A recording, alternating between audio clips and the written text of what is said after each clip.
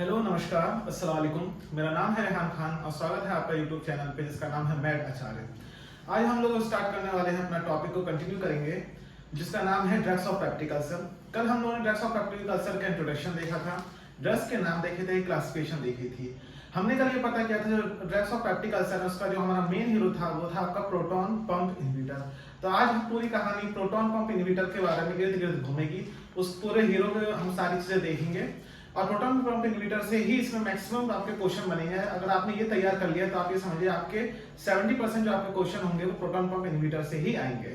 तो proton pump inhibitor को हम लोग कितने पार्ट में पढ़ने वाले हैं? सबसे पहले प्रोटॉन पंप इनहिबिटर के हम लोग इंट्रोडक्शन देखेंगे, फिर उनका मैकेनिज्म ऑफ एक्शन देखेंगे, फार्माकोकाइनेटिक्स देखेंगे, ड्रग्स देखेंगे क्या क्या इंक्लूड करते हैं, यूजेस देखेंगे और लास्ट में साइड इफेक्ट देखते हुए हम इस पूरी कहानी को रैप अप करेंगे। तो स्टार्ट करते हैं। तो अगर हम लोग बात करें इंट्रोडक्शन की प्रोटॉन पंप इनहिबिटर की, तो हम लोग क्या कहेंगे? सबसे पहले हम लोग को एक चीज पता है कि क्या है, ये वो ड्रग्स हैं जो आपके प्रिवेंट करते हैं किसको? पेप्टिक अल्सर को। पेप्टिक अल्सर को ही तो रोकने में काम करते हैं, ठीक? कैसे? By decreasing HCl। ये HCl के सीक्रेशन को डिक्रीज करते हैं by decreasing HCl secretion. HCl के सीक्रेशन को डिक्रीज करके पेप्टिक अल्सर को प्रिवेंट करते हैं। क्या होते हैं वो? उनको हम लोग क्या कहते हैं? उनको हम लोग कहते हैं PPI, जिनकी फुल फॉर्म क्या होती है? Proton pump inhibitor. Proton pump inhibitor. तो प्रोटॉन पंप इनहिबिटर की हमने डेफिनेशन क्या देखी? These are those drug which prevent peptic ulcer. कैसे? By decreasing the secretion of HCl। और HCl को सीक्रेशन को डिक्रीज करते हैं, उनको हम लोग प्रोटॉन पंप इनहिबिटर कहते हैं। हमने अपनी पिछली वीडियो में ये भी निकाल के आए थे, एक हम लोग चीज पता चली थी, जो आपकी प्रोटॉन पंप इनहिबिटर है ये क्या है? ड्रग ऑफ चॉइस है। ड्रग ऑफ चॉइस है किसके लिए? पेप्टिक अल्सर के लिए। तो पेप्टिक अल्सर के लिए ड्रग ऑफ चॉइस क्या होते हैं? हमारे सबसे मेन पॉइंट यही है हर वीडियो का कि यही, इसलिए यही होता है हमारा मेन हीरो। हमको पता है ड्रग्स ऑफ पेप्टिक अल्सर में हमारा मेन हीरो कौन है? Proton pump inhibitor. क्यों है प्रोटॉन पंप इनहिबिटर? क्यों? क्योंकि ये ड्रग ऑफ चॉइस होते हैं पेप्टिक अल्सर के लिए। ये पेप्टिक अल्सर को प्रिवेंट करते हैं कैसे? By decreasing the HCl secretion. और अगर इंट्रोडक्शन की बात करें तो ये जो पेप्टिक अल्सर थे ये डेकेड आफ्टर, मतलब कि कम से कम 10 साल बाद, 10 ईयर आफ्टर फाइंड आउट हुए थे। किसके 10 ईयर आफ्टर? वो हुए थे आफ्टर H2 एंटीहिस्टामिनिक। इस लाइन का क्या मतलब हुआ कि सबसे पहले जो हमारे आए थे वो H2 एंटीहिस्टामिनिक आए थे ड्रग्स, उनके 10 साल बाद आपके PPI कहते से डेवलप किए गए या फाइंड आउट किए गए। लेकिन PPI इतने इफेक्टिव थे HCl सीक्रेशन को रोकने के लिए कि वो ड्रग ऑफ चॉइस बन गए। और अब आज के टाइम पे हम लोग एक चीज देखते हैं कि मोस्ट कॉमनली यूज जो आपके ड्रग होते हैं पेप्टिक अल्सर के लिए वो आपके क्या होते हैं? PPI होते हैं। तो PPI के इंट्रोडक्शन में हमने क्या देखा? ये वो ड्रग हैं जो पेप्टिक अल्सर को प्रिवेंट करते हैं bye decreasing the HCl secretion. Drug of choice है पेप्टिक अल्सर के लिए, मोस्ट कॉमनली यूज्ड हैं और 10 साल बाद निकले थे क्या? तो H2 एंटीहिस्टामिनिक के, लेकिन आज के टाइम पे सबसे ज्यादा यूज होने वाले ड्रग्स हैं। अब हम लोग अपनी वीडियो को कंटिन्यू करते हैं और अब हम लोग देखते हैं pharmacokinetics of proton pump inhibitor. जब फार्माकोकाइनेटिक्स, हम लोग को पता है कि जब भी हम कोई ड्रग्स पढ़ते हैं तो उसको कहते हैं, उसे 4 भागों में डिवाइड करते हैं: introduction, pharmacokinetics, action, side effect और मैकेनिज्म ऑफ एक्शन। यही कुछ हेडिंग होती है जिनके इर्द गिर्द पूरी ड्रग्स की कहानी घूमती है और हम लोग ड्रग्स के बारे में अच्छे से जान लेते हैं। तो अगर फार्माकोकाइनेटिक्स की बात करें प्रोटॉन पंप इनहिबिटर की, तो सबसे पहले बात करेंगे इसकी टी हाफ लाइफ की। किसकी? टी हाफ लाइफ की। तो प्रोटॉन पंप इनहिबिटर की जो टी हाफ लाइफ होती है वो कितनी होती है? 0.5 to 2 आवर आपकी प्रोटॉन इनकी टी हाफ लाइफ होती है। फिर सेकंड बात करेंगे अगर ड्यूरेशन ऑफ एक्शन, मतलब ये कितने, इनकी ड्यूरेशन कितनी होती है बॉडी के अंदर। तो अगर ड्यूरेशन की बात करें तो ये क्या होते हैं? लॉन्ग एक्टिंग ड्रग्स होते हैं। कैसे होते हैं? लॉन्ग एक्टिंग होते हैं। लॉन्ग एक्टिंग होते हैं। क्यों लॉन्ग एक्टिंग होते हैं भाई साहब? लॉन्ग एक्टिंग इसलिए होते हैं क्योंकि जो प्रोटॉन पंप इनहिबिटर हैं ये आपके इनहिबिट करते हैं प्रोटॉन पंप को ये लोग इनहिबिट करते हैं इररिवर्सिबली। कैसे करते हैं?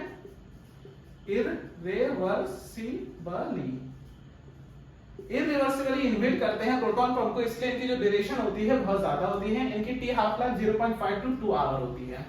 अगली बात करें अगर एफिकेसी की, कि एफिकेसी क्या होती है फार्माकोकाइनेटिक्स की, सॉरी फार्माकोकाइनेटिक्स में अगर एफिकेसी की बात करें तो हम लोग को ये देखने को मिलता है कि जितने भी आपके all proton pump inhibitor drugs होते हैं उनकी ऑलमोस्ट कह लीजिए, अगर हम लोग कह सकते हैं कि सेम एफिकेसी होती है एट कंपेरेबल डोसेस। अगर कंपेरेबल डोसेस पे दिए जाएंगे तो इनकी जो एफिकेसी निकल के आती है सारे प्रोटॉन पंप इनहिबिटर की उनकी सेम एफिकेसी निकल के आती है। तो अभी तक हम लोगों ने क्या देखा फार्माकोकाइनेटिक्स में, टी हाफ लाइफ देखी। टी हाफ लाइफ कितनी थी 0.5 to 2 आवर। सेकंड हम लोगों ने बात करी ड्यूरेशन, जो इनकी जो ड्यूरेशन होती है वो ये लॉन्ग एक्टिंग होते हैं लगभग। क्यों होते हैं लॉन्ग एक्टिंग? क्योंकि ये प्रोटॉन पंप को इनहिबिट करते हैं इरिवर्सिबली। फिर तीसरी बात करी हमने एफिकेसी की, तो हमने ये देखा कि जो एफिकेसी होती है जितने भी प्रोटॉन पंप इनहिबिटर होते हैं उनकी एट अ कंपेरेबल डोसेस पे एफिकेसी सेम निकल के आती है। अब हम लोग बात करते हैं इसके अंदर इफेक्ट की। फार्माकोकाइनेटिक्स में ही अगले में हम लोग बात करते हैं इफेक्ट की, क्योंकि हमारी बॉडी के अंदर आया तो इसका जो इफेक्ट होता है वो कैसे होता है। अब आपने कोई पेशेंट है, ठीक है, ये मान के चलिए पेशेंट है, इस पेशेंट को क्या हुआ, पेप्टिक अल्सर हुआ, ठीक है, पेप्टिक अल्सर से ये कहते उसे अफेक्टेड है। तो हमने क्या किया, हमको पता पेप्टिक अल्सर से अफेक्टेड है तो प्रोटॉन पंप इनहिबिटर उसको दिया। हमने इसको बोला कि आप प्रोटॉन पंप इनहिबिटर यूज करिए। तो जब प्रोटॉन पंप इनहिबिटर यूज करेंगे तो हम एक चीज देखते हैं, हम लोग बात इसी कर रहे हैं, इफेक्ट की बात कर रहे हैं। तो हम लोग को ये देखने को मिलता है कि प्रोटॉन पंप इनहिबिटर का जो मैक्सिमम इफेक्ट आएगा और जो आपका कहते हैं मैक्सिमम इफेक्ट आएगा वो कब आएगा, 3 to 5 डेज लगेंगे इसको अपने मैक्सिमम इफेक्ट शो करने में। इसी तरीके से अगर ये अपना लूज करेगा इफेक्ट को तो उसमें भी कम से कम 3 to 5 डेज लगेंगे। अब ऐसा क्यों हो रहा है, मेन चीज आती है। देखिए हर एक चीज की अगर हम लोग वजह जान लेंगे तो रटने की जरूरत नहीं पड़ेगी। मैं बार बार यही कहता हूँ कि रटने से नहीं होगा, हर चीज को समझेंगे। तो हमने क्या देखा कि अगर कोई पर्सन है उसको पेप्टिक अल्सर है तो ड्रग ऑफ चॉइस क्या था, PPI, proton pump inhibitor. Proton pump inhibitor में अब हम देखें कि जो उसका इफेक्ट है मैक्सिमम कब लग रहा है, जब उसको 3 से 5 दिन लग रहे हैं, और मिनिमम होने के लिए भी कहते हैं लूज करने के लिए इफेक्ट में 3 से 5 दिन लग रहे हैं। तो ऐसा हो क्यों रहा है, तो ऐसा इसलिए हो रहा है कि हमें एक चीज पता है कि जो हमारे पैराइटल सेल थे जिनके पास प्रोटॉन पंप थे जो कि आपके HCl को रिलीज करा रहे थे, ठीक है। अभी जो प्रोटॉन पंप होंगे, बहुत सारे प्रोटॉन पंप हैं, ये सारे के सारे जितने भी प्रोटॉन पंप हैं ये सारे ऑल एट वन टाइम, सारे एक टाइम पे एक्टिव तो होंगे नहीं, सारे एक बार में तो एक्टिव होंगे नहीं, कुछ ही एक्टिव होंगे। तो सारों को एक्टिव होने में कम से कम कुछ समय लगेगा। तो सारों को एक्टिव होने में 3 से 5 दिन का समय लगता है, और इन्हीं 3 से 5 दिन में समय लगने के लिए प्रोटॉन पंप इनहिबिटर को भी कम से कम 3 से 5 दिन का समय लगेगा, और तभी ये लोग इनहिबिट कर पाएंगे। जब इनहिबिट कर पाएंगे तो HCl की सीक्रेशन डिक्रीज होगी। इसलिए हम कहते हैं कि अगर हम लोग प्रोटॉन पंप इनहिबिटर देंगे पर्सन को तो कम से कम उसको जो इफेक्ट आएगा उसका मैक्सिमम इफेक्ट 3 से 5 दिन और मिनिमम इफेक्ट भी 3 से 5 दिन का आएगा। हम लोग बात कर रहे थे प्रोटॉन पंप इनहिबिटर की फार्माकोकाइनेटिक्स में। तो फार्माकोकाइनेटिक्स में जब हमने देखा उसकी टीआर, तो टीआर हमने बताई थी 0.5 to 2 आवर होती है। फिर हमने उसकी ड्यूरेशन देखी थी। हमने ये कहा था जो प्रोटॉन पंप इनहिबिटर होते हैं वो इरिवर्सिबली इनहिबिट करते हैं प्रोटॉन पंप को और डिक्रीज करते हैं HCl सीक्रेशन को, इसलिए इनकी जो ड्यूरेशन होती है बहुत ज्यादा होती है। फिर जब एफिकेसी की बात करी थी तो हमको ये पता चला था कि एट अ कंपेरेबल डोसेस जितने भी आपके कहते हैं प्रोटॉन पंप इनहिबिटर ड्रग्स होते हैं उनकी लगभग एफिकेसी सेम आती है। फिर जब इफेक्ट की बात करी तो हमको ये पता चला, हमने ये देखा कि जो प्रोटॉन पंप होंगे वो सारे के सारे एक समय पे तो एक्टिव होंगे नहीं।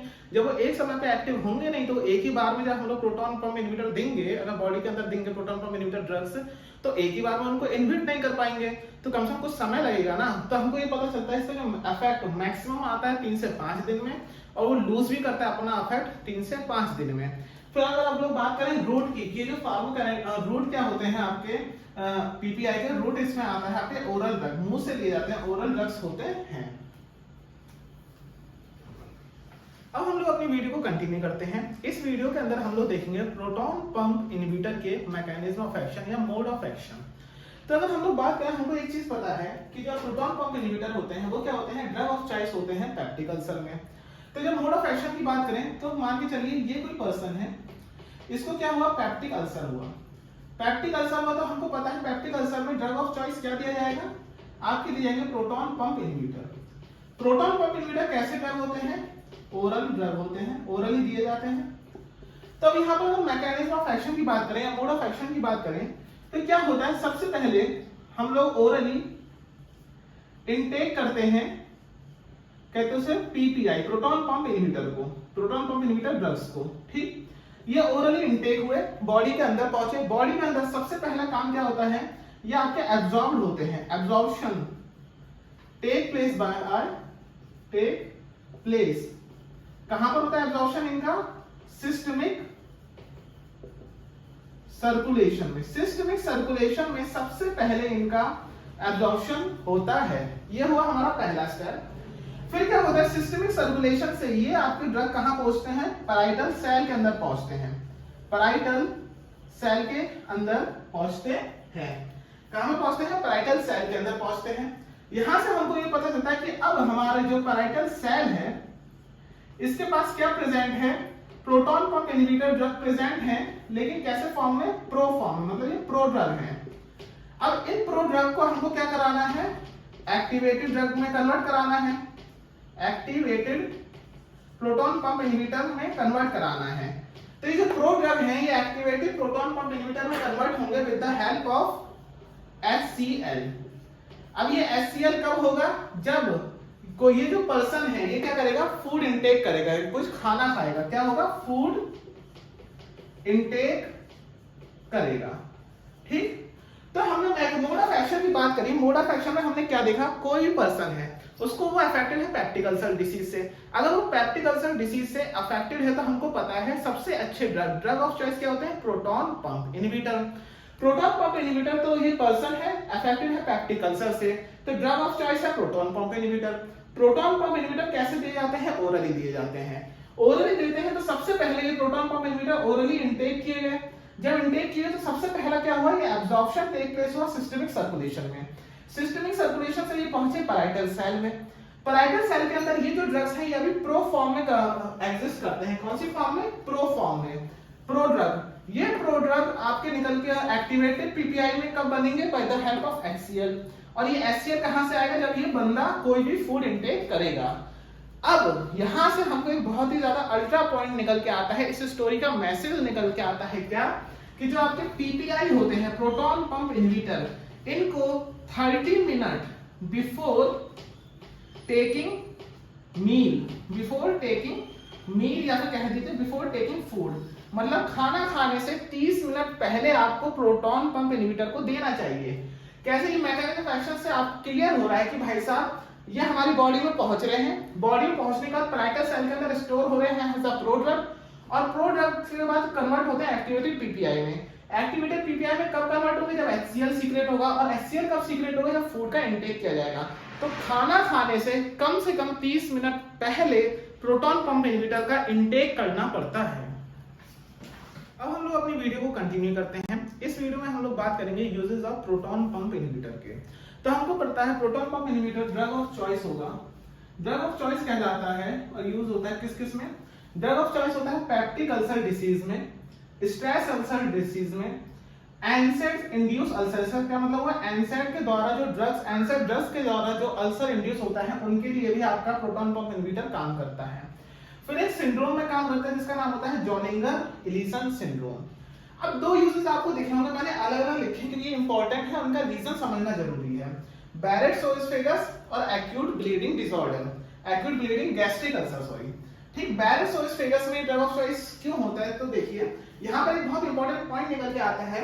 बैरेट्स ओएसफेगस इकलौती ऐसी कंडीशन होती है, ओनली ऐसी कंडीशन होती है जिसमें हमारा जो प्रोटॉन पंप इनहिबिटर है, प्रोटॉन पंप इनहिबिटर है वो क्या होता है, लाइफ लॉन्ग देना पड़ता है, लाइफ लॉन्ग देना पड़ता है, लाइफ लॉन्ग देना पड़ता है। और बैरेट्स ओएसफेगस होता क्या है, तो बैरेट्स ओएसफेगस क्या होता है, प्री कैंसरस लीजन होता है। तो ये हुआ हमारा ओएसफेगस, ये हुआ हमारा स्टोमक। तो इधर ये लोअर पार्ट ऑफ ओएसफेगस में क्या हो रहा है आपका, pre cancerous lesion, pre cancerous lesion जो होता है उसी को हम लोग बैरेट्स ओएसफेगस कहते हैं। तो बैरेट्स ओएसफेगस में हमें क्या निकाल के आया, इकलौती ऐसी कंडीशन है, इकलौती ऐसी कंडीशन है बैरेट्स ओएसफेगस में जिसमें प्रोटॉन पंप इनहिबिटर को पूरी लाइफ टाइम देना पड़ेगा, बाकियों में लाइफ टाइम देने की जरूरत नहीं है। फिर सेकंड कंडीशन की बात करी, एक्यूट ब्लीडिंग गैस्ट्रिक अल्सर। अब एक्यूट ब्लीडिंग गैस्ट्रिक अल्सर में हमारे पीपीआई क्यों यूज होते हैं, क्योंकि पीपीआई आपका क्या करते हैं, गैस्ट्रिक को, एक्यूट पीपीआई क्या काम करते हैं, आपके पीपीआई गैस्ट्रिक पीएच को बेसिक बना देते हैं। क्या कर देते हैं? गैस्ट्रिक पीएच को बेसिक बना देते हैं। और बेसिक बनाने के कारण क्या होता है? कोएगुलेशन होता है। और कोएगुलेशन होने के कारण क्या होता है? ब्लीडिंग स्टॉप हो जाती है। Stop bleeding. तो क्या देखा? एक्यूट ब्लीडिंग गैस्ट्रिक अल्सर के अंदर जो पीपीआई जब यूज करते हैं तो ये गैस्ट्रिक की पीएच को बेसिक बना देते हैं और कोएगुलेशन हो जाता है स्टॉप ब्लीडिंग के लिए। इस वीडियो में हम लोगों ने बात करी uses of proton pump inhibitor. Proton pump inhibitor drug of choice होते हैं किस किस के लिए? पेप्टिक अल्सर डिसीज के लिए, स्ट्रेस अल्सर डिसीज के लिए, अल्सर इंड्यूस्ड बाय एनसैड के लिए। फिर हमने दो बहुत इंपॉर्टेंट देखे अलग से, बैरेट्स ओएसोफेगस और दूसरा एक्यूट गैस्ट्रिक ब्लीडिंग। जब बैरेट्स ओएसोफेगस की बात करें तो बैरेट्स ओएसोफेगस क्या होता है? लोअर आपका कहते हैं प्री कैंसरस लेजन होता है लोअर पार्ट ऑफ ओएसोफेगस में। ओएसोफेगस के लोअर पार्ट में प्री कैंसरस लेजन को बैरेट्स ओएसोफेगस कहते हैं। बैरेट्स ओएसोफेगस इकलौती ऐसी कंडीशन है जिसमें प्रोटॉन पंप इनहिबिटर को लाइफ लॉन्ग देना पड़ता है। फिर हमने बात करी एक्यूट ब्लीडिंग गैस्ट्रिक अल्सर की। एक्यूट ब्लीडिंग गैस्ट्रिक अल्सर में पीपीआई कैसे यूज होते हैं? पीपीआई गैस्ट्रिक की पीएच को बेसिक बना देते हैं। बेसिक बनाने के कारण क्या होता है? कोएगुलेशन होता है। और कोएगुलेशन होने के कारण जो आपकी ब्लीडिंग है वो ऑटोमेटिकली स्टॉप हो जाती है। यहाँ पर आपके यूजेस खत्म होते हैं। अब हम लोग अपनी वीडियो को कंटिन्यू करते हैं। अब तक हम लोग प्रोटॉन पंप इनहिबिटर के इंट्रोडक्शन देख चुके हैं, उनके यूजेस देख चुके हैं, उनकी फार्माकोकाइनेटिक्स देख चुके हैं। अभी हम लोग बात करेंगे side effect of proton pump inhibitor. जब हम लोग side effect of proton pump inhibitor होते हैं तो इसके अंदर सबसे पहला साइड इफेक्ट आता है कि प्रोटॉन पंप इनहिबिटर आपका इंक्रीज कर देता है रिस्क ऑफ निमोनिया। अब रिस्क ऑफ निमोनिया को कैसे इंक्रीज करता है? तो हमको पता है कि जो प्रोटॉन पंप इनहिबिटर हैं ये आपके क्या करते हैं? आपके पीएच को, गैस्ट्रिक पीएच को कहते हैं। गैस्ट्रिक पीएच क्या होती है? वो होती है हमारी गैस्ट्रिक पीएच एसिडिक। हमको पता है गैस्ट्रिक पीएच एसिडिक होती है, लेकिन proton pump inhibitor gastric pH को कैसे कन्वर्ट कर देते हैं? बेसिक कन्वर्ट कर देते हैं। ये बेसिक कन्वर्ट करने के कारण अभी जो एसिडिक पीएच होती है गैस्ट्रिक जीआईटी के अंदर जो हम लोग गैस्ट्रिक पीएच कहते हैं वो जो एसिडिक नेचर की होती है उसकी वजह से माइक्रोब का कहते हैं प्रिवेंशन होता है माइक्रोब्स का जो कि इन्फेक्शन करते हैं। अब ये बेसिक हो गई, जब ये बेसिक हो गई तो प्रिवेंशन ऑफ माइक्रोब हो नहीं पाया, प्रिवेंशन ऑफ माइक्रोब नहीं हो पा रहा है, ये नहीं हो पा रहा है। जब नहीं हो पा रहा है तो क्या हो रहा है? इंक्रीज रिस्क ऑफ निमोनिया हो रहा है। तो पहला साइड इफेक्ट क्या है? Increase risk of pneumonia. क्यों? क्योंकि प्रोटॉन पंप इनहिबिटर हमारी गैस्ट्रिक पीएच को जो कि एसिडिक नेचर थी उसको कन्वर्ट कर दिया बेसिक नेचर में। एसिडिक नेचर होने की वजह से ये आपके माइक्रोब को प्रिवेंट करते हैं जो कि इन्फेक्शन को फैलाते हैं। अब ये बेसिक हो गए तो फिर ये माइक्रोब्स को प्रिवेंट नहीं कर पाएंगे, प्रिवेंशन ऑफ माइक्रोब नहीं हो पाएगा और इंक्रीज रिस्क ऑफ निमोनिया हो जाएगा। सेकंड बात करें तो रिस्क होता है हाइपरगैस्ट्रीनीमिया का। तो हाइपरगैस्ट्रीनीमिया का भी रीजन क्या होता है? क्यों? क्योंकि आपकी क्या होती है? डीए आपके डिक्रीज कर देते हैं एचसीएल को डिक्रीज करते हैं किसमें? स्टोमक के अंदर डिक्रीज करते हैं एचसीएल को और यही कारण होता है हाइपरगैस्ट्रीनीमिया होने का। फिर बात करें साइड इफेक्ट और क्या होता है? ये डिक्रीज कर देते हैं एब्जॉर्प्शन। किसका एब्जॉर्प्शन? आयरन का और किसका? कैल्शियम का। अगर आयरन का एब्जॉर्प्शन कम हो गया तो इसको हम लोग क्या कहेंगे कि आयरन की डेफिशिएंसी होगी। और अगर कैल्शियम का एब्जॉर्प्शन कम हो गया तो फिर कंडीशन एक निकल के आती है ऑस्टियोपोरोसिस। और इसी का ये कैरेक्टरिस्टिक फीचर आता है हिप फ्रैक्चर। कैरेक्टरिस्टिक फीचर आता है ऑस्टियोपोरोसिस का हिप फ्रैक्चर। तो हिप फ्रैक्चर होने का भी खतरा होता है। क्यों? क्योंकि एब्जॉर्प्शन डिक्रीज हुआ कैल्शियम का एब्जॉर्प्शन डिक्रीज हुआ तो ऑस्टियोपोरोसिस हुआ तो क्या हो गया? खतरा हो गया हिप फ्रैक्चर का। फिर मोस्ट कॉमन जो आपका कहते हैं उससे साइड इफेक्ट होता है वो होता है इनडाइजेशन। आपका मोस्ट कॉमन साइड इफेक्ट होता है किसका? प्रोटॉन पंप इनहिबिटर का। तो हमने बात करी प्रोटॉन पंप इनहिबिटर के साइड इफेक्ट की। सबसे पहला साइड इफेक्ट था आपका increase risk of pneumonia. Proton pump inhibitor क्या करते हैं? हमारी गैस्ट्रिक पीएच जो कि एसिडिक नेचर की होती है उसको कन्वर्ट करते हैं बेसिक नेचर में। बेसिक नेचर में कन्वर्ट होने के कारण क्या होता है कि एसिडिक एनवायरनमेंट प्रिवेंट कर रहा था माइक्रोब को जो कि इन्फेक्शन फैलाते थे। ये बेसिक होने के कारण अब इनका प्रिवेंशन नहीं हो पाएगा। जब प्रिवेंशन नहीं हो पाएगा तो इंक्रीज रिस्क हो जाएगा निमोनिया का। सेकंड हमने बात करी हाइपरगैस्ट्रीनीमिया का। हाइपरगैस्ट्रीनीमिया क्यों होता है? क्योंकि एचसीएल डिक्रीज हो जाता है स्टोमक में। फिर तीसरी इंफेक्शन की बात करें कि ये जो प्रोटॉन पंप इनहिबिटर होते हैं डिक्रीज करते हैं एब्जॉर्प्शन किसका, आयरन का, कैल्शियम का। जब आयरन का डिक्रीज करते हैं तो क्या होता है, आयरन डेफिशिएंसी। जब कैल्शियम का डिक्रीज करते हैं तो ऑस्टियोपोरोसिस। ऑस्टियोपोरोसिस कैरेक्टर, उसका एक कैरेक्टर फीचर है आपका हिप फ्रैक्चर। फिर आगे बात करें मोस्ट कॉमन साइड इफेक्ट क्या है, इनडाइजेशन है प्रोटॉन पंप इनहिबिटर का। हम लोग अपने वीडियो को कंटिन्यू कर रहे हैं और इस वीडियो में हम लोग देख रहे हैं, इस पार्ट में देख रहे हैं कि ड्रग्स जो आपको प्रोटॉन पंप इनहिबिटर इंक्लूड करता है। तो मैंने आपको निमोनिक दिया था कि ड्रग्स और प्रोटॉन पंप इनहिबिटर में क्या थे, दो लोग थे, ओमे इसोमे, दोनों ने शादी करी, 3 बच्चे हुए, लैंसो पेंटो रावे, लास्ट में सबके प्रिजोल लगा दो। तो क्या हुआ, ओमेप्रिजोल, इसोमेप्रिजोल, लैंसोप्रिजोल, पेंटोप्रिजोल और रैबोप्रिजोल। मैं बार बार कहता हूं कि हर एक चीज की रेलेवेंट इंफॉर्मेशन आप जान लीजिए, वही आपके लिए सफिशिएंट है। तो अगर रेलेवेंट इंफॉर्मेशन सारे ड्रग्स के बारे में जाने तो ओमेप्रिजोल के बारे में हम लोगों को क्या पता होना चाहिए कि मोस्ट पोटेंट एंजाइम इनहिबिटर है, मोस्ट पोटेंट एंजाइम इनहिबिटर है क्या, ओमेप्रिजोल।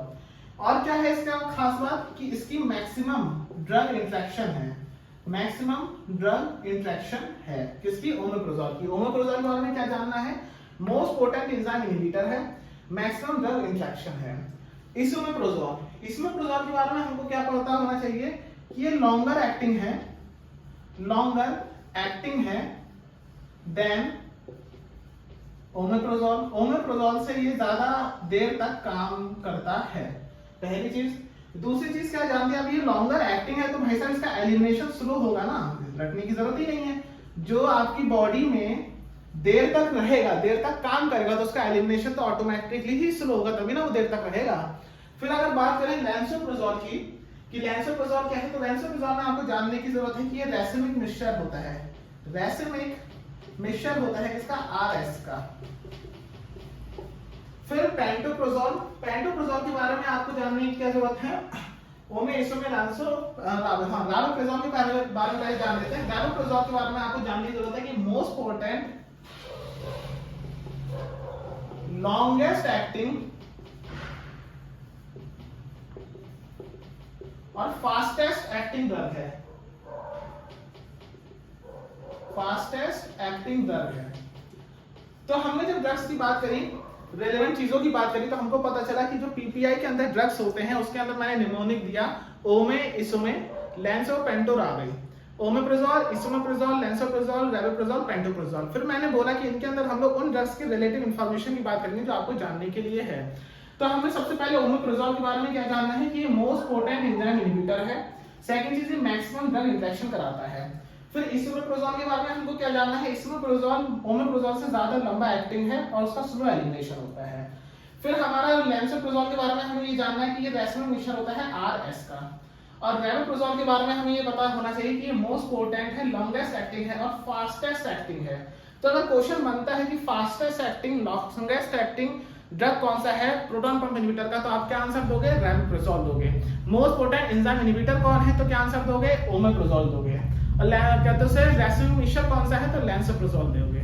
ठीक है, पेंटोप्रिजोल के अंदर इतना कोई इंपॉर्टेंट कहते से कोई सब पॉइंट है नहीं, बाकी यूजिंग साइड इफेक्ट की बात हो चुकी है। और यहाँ पर हमारा रैप अप होता है वीडियो किसका, प्रोटॉन पंप इनहिबिटर का। आई होप आपको समझ में आया होगा, समझ में आया तो लाइक करिए, शेयर करिए। नमस्कार।